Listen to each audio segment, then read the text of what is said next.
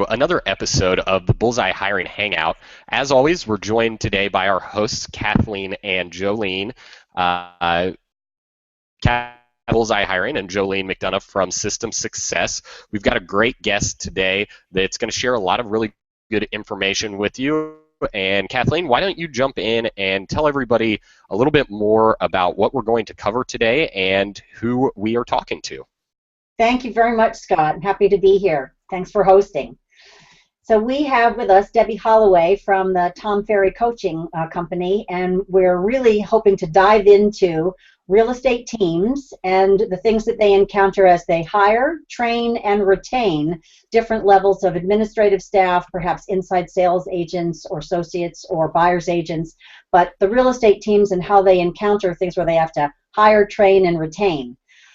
And so, Debbie, I'd really appreciate it if you would tell our audience a little bit about your background and the work that you do with Ferry. Well, let's see, where do I start? I joined coaching back in 1993 and became a coach in 1997. And just as you did, Kathleen, I started all of this at the age of 12. So I went from being an agent and building my practice and averaging 150 deals a year to actually then selling my practice in 2004 for the mid-six figures in Louisville, Kentucky.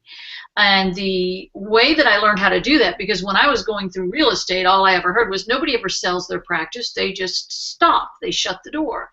And what my coach taught me, Ferry, was that if you build a team and you have the right systems in place, you have policies and procedures, and you have people that work on the team, admin, buyer's agents, whoever it may be, and you treat them well, and then when you go to sell, they'll stay with the next buyer. But a lot of it's how you build it and how you treat them. So I learned that, and from there I've then taken it, and I've helped Tom build his company since 2004. And I'm now head of, or we call it champion of, our Team Plus program. So I'm in charge of content and onboarding and working with all of our teams. And these are teams that have to have a minimum of 4 people on the team, including themselves. Some of them have as many as 15 to 20 people on their team. So we have a wide range, and they're all at different places. So there's a lot that I've learned over the years that's brought me to where I am now, and having the good fortune to be with you guys and have some conversation. Wow, thank you so much. I want to also introduce Jolene from System Success and take a moment, Jolene, to share with the audience how your work also fits into what real estate teams do, so we can know all the players, and then we'll get into the topic. Sure. Well, I'm Jolene McDonough with System Success, and my background, I'm coming in as being the COO and CFO of a large real estate company with about 400 agents, 50 employees. So I understand what it's like to actually go from 0 to 50 in 60 seconds and the operations and what can happen in the middle of it. And what you said, Debbie, is right. When you treat people really well, they will stay with the new owners. And I agree with you. And I'm excited to hear what you have to say today. And what I provide for our clients is a couple of things. One is more operational, where I actually can go out to offices. I go out to offices and look at their back office structures to see if those systems, the financials, the policies and procedures, and all of those different structures support the people so that they can be treated well. And we also do a couple other services where we provide ongoing communication with the different parties or different staff members. So, and I also work as a colleague of Kathleen's in the hiring programs. So we work together to provide kind of a a la carte menu of all these different ways of helping you hire, train, retain, and then implement systems to keep your people. And so that you can go out, so top producers can go out and do what they do best and grow. Mm-hmm. So that's what I do. So thank you for having me. And welcome, Debbie. It's great to meet you finally. Thank you. So Debbie, you mentioned that in teams where you are, that's usually a minimum of 4 people.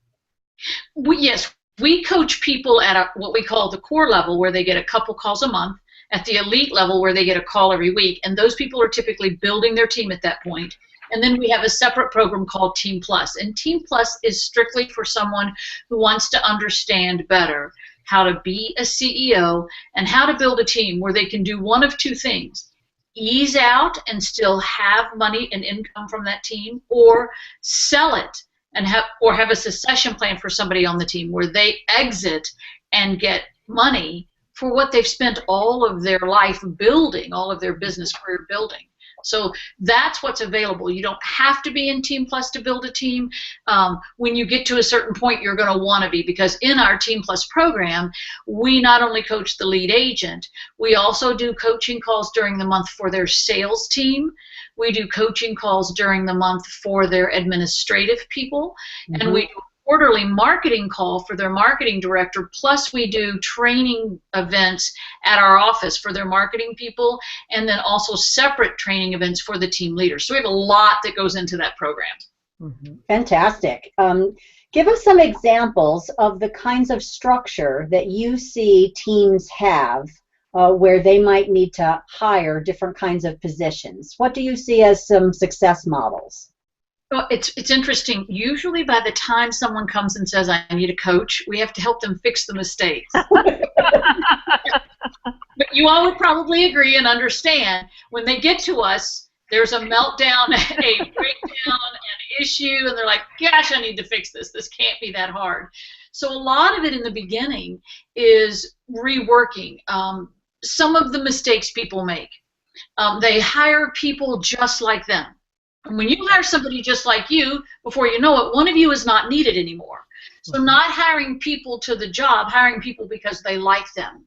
Another mistake they make is trying to sell someone on why you should join my team instead of treating it like a true hiring situation. They think they're on a listing presentation. The third mistake they make, I found, is that they pay too much. And it's different for everyone. And what kind of counsel would be helpful for them about that issue? Because that's certainly something that Jolene and I engage with all the time. Just imagine. Right. And I was somebody who did it. I did that, so I understand. When they come to us and they say, well, I'm already paying my sales agent 70%, and I'm paying my administrative person probably twice what I need to pay in my market, but I felt like I was afraid I was going to lose them. So they make decisions out of fear. And when you make a fear-based decision, it's usually not a good one. So what we say to them is, don't go in and clean house all in one moment. That's probably not the best approach. And don't think that you're going to go in and tell them you're going to take away what you've already given them, because you're probably not. So I think what we need to do is either restructure. In fact, I was on a call today with one of my amazing teams out in Colorado Springs. And what we were talking about was, how do we pay? She's now got her salespeople or her admin people on profit sharing. She's doing a lot of different things to help, but she's got to bring one gal from one position to another, which means she's going to make less money. So we set it up in a bonus situation on a per closing, so that at the end of the year she'll actually make way more money. And a lot of it's how you present it to them. We're really good at presenting to a listing or presenting to a buyer, but when it comes to presenting financials and understanding that, what I've learned is that most agents don't get good solid training and don't get coaching, and they hire the wrong people. You all, I know, experience that. We do, and we see that just like the parallel between managing real estate and managing a staff is really quite incredible. And when you look at doing comps to decide, how should we price this house, it's a very similar process to look at how should you price this job, because it's really about what are the features and benefits of this, and what is it worth in the marketplace, what's the competition for it, and what is it worth to you. And those are some of the exact same factors that when you look at what are the skills of the person that you want to hire, what are the tasks and responsibilities that you're going to have them do, what's the competition in your marketplace, meaning the same candidate that we find that wants to be in administration for a residential real estate office is also possibly looking at being in mortgage processing, working for a title company, working for a bank or insurance. an appraiser, property management, zoning, right? And so depending on that environment, that has a range of value in the marketplace. It's sort of like the same ranch house with 3 bedrooms and 2 baths and 2-car garage in different neighborhoods has a different price. It's the same kind of idea. So I find that when I talk to clients and agents in that way, it's like, oh, well, that makes sense. You know, why would you pay $800,000 for a $600,000 house? I mean, you can, but you don't have to. And so it has to make sense for you and your family and have the right value. At the same time, if you are shopping for a house and you make a low ball offer and then you insult the seller and they don't want to give it to you, the same thing happens with a person. You know, if they have a certain skill set and you say, but I want to pay $12 an hour, well, then you're going to get what's worth $12 an hour. The $18 an hour person, why should they take that? Because of the thrill of working in your office. I'm sure it's terrific, but you know, they still have to feed their family. Go ahead. I think you're right. And I think the thing that scares me the most is when somebody says, I'm afraid they won't come to work for me, or I'm afraid now that I've hired them that they're going to leave. And I say to them, and I don't know if it's something we just say here in Kentucky, but that would be allowing the tail to wag the dog. So if you're letting the tail wag the dog, you're going to have a problem at some point. One of the things that we have our clients work on is hiring to your core values and having a culture that supports that. And we have that conversation constantly. Create your core values, hire and fire to that. Make sure that the other people on your team are involved in the hiring process. I had a client on another coaching call today, had an amazing, amazing candidate to be the operator of the team. She came from a very high-end department store out of New York City, had managed a lot of people. He just thought he had the best person ever. He thought she was great with the core values. He had her interview with the team, and it all fell apart. And his question to me was, you think I should go ahead and hire her? And I said, if you were my coach and I asked you that question, what would you say? He said, no. I said, good answer. I would do that. That's great.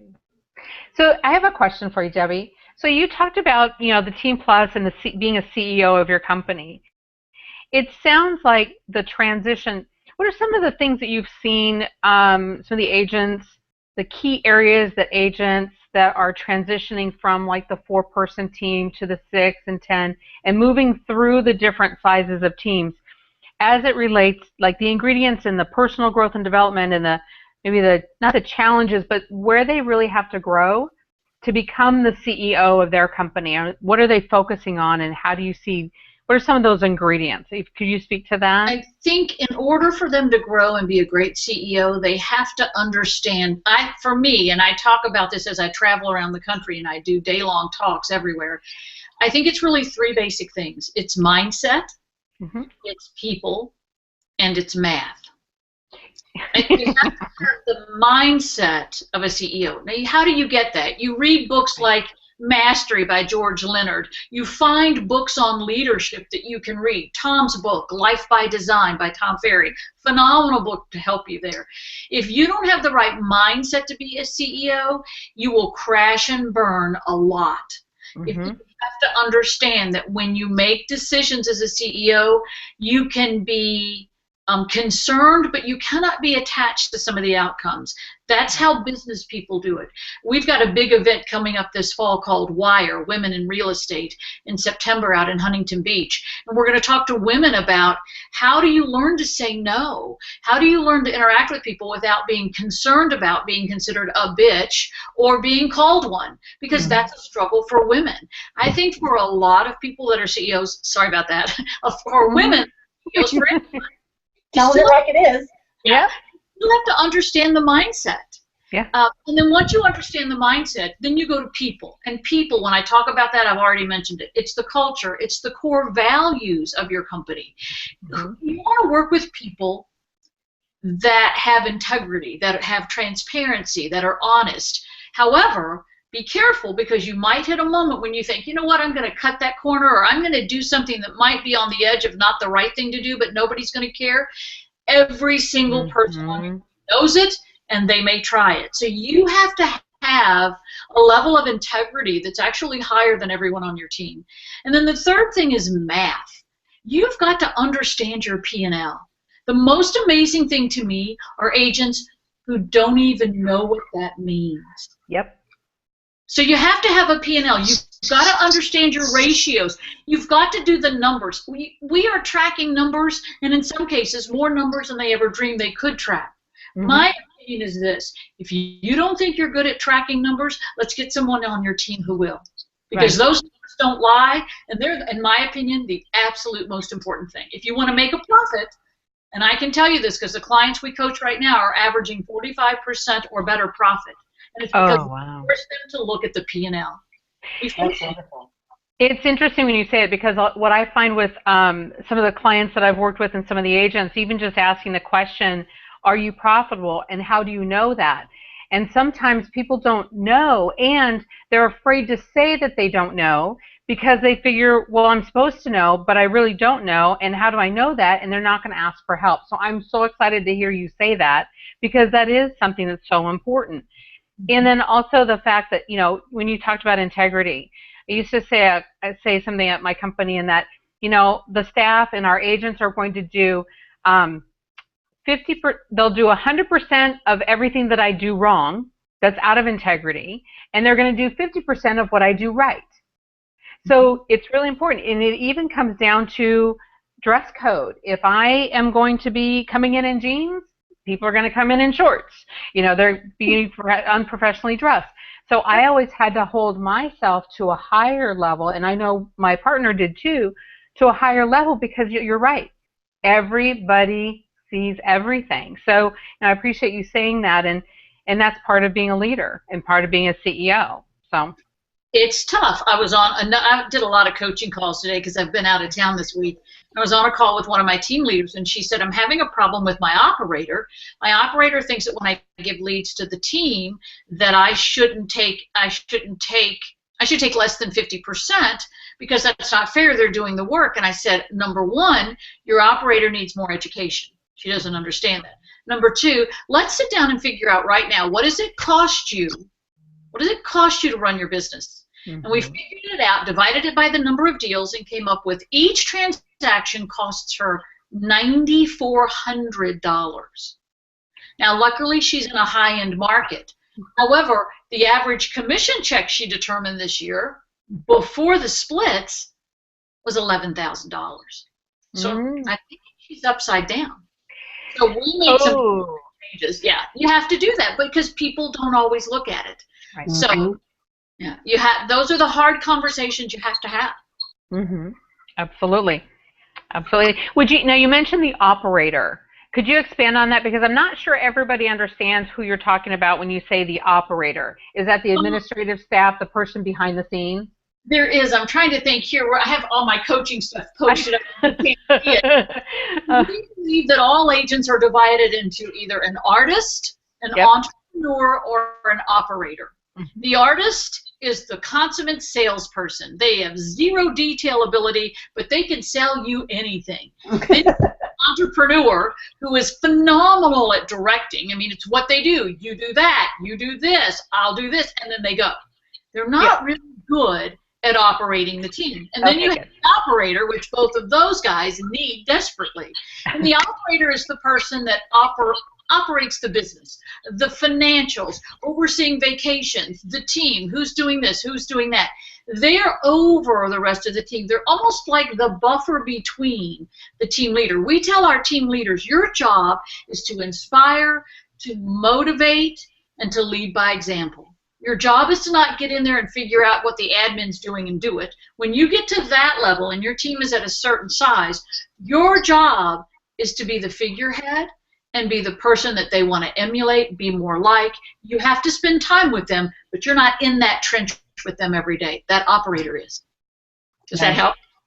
And that's one of the things I so appreciate about what Kathleen does through Inspired for Results is I've seen and been on calls with her where she actually has the bridge of communication, because even the languaging between the operator and the visionary and entrepreneur is very different. They may be looking at the same thing that they're trying to accomplish, but the languaging is different and the communication is different. So that's what I appreciate about Kathleen and in what she does in her team coaching.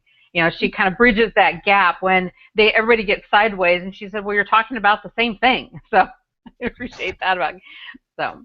Yeah, because I had a coaching call this morning with a team between an agent and a buyer's agent on the team, where the way that the feedback from the listing agent was being misinterpreted. They were both trying to accomplish the same thing, but it created conflict because of the way it was heard, the way it was interpreted, and that there was just that bridge that didn't exist between them. So I ended up doing quite a bit of conflict resolution with great love, and try to put have them put their arms around the process so that they can see we're all trying to get to the same place, but these different roles on the team speak a different language. Mm-hmm. So I'd actually like to have you talk, Debbie, some about the training and the retention that you help agents do for the people on the team. So what are some of the training and retention tools that you're involved in? But before we... That's a really... Yes, go ahead. Debbie, before I mean, it kind of goes along the same path, but explain how you would